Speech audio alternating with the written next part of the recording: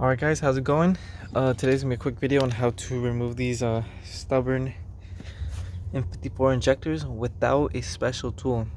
I do have a full video on how to install them, but this is just gonna be how to remove them. These came out pretty easy because the valve cover was leaking and they're all gummed up in oil, as you can see.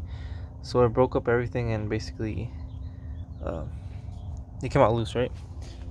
So the last one we got over here is actually kind of stuck.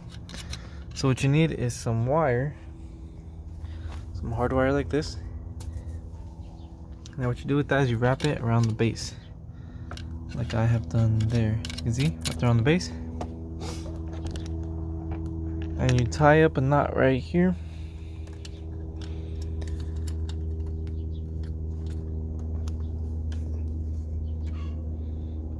Like so. All you have to do is just hit it out like this.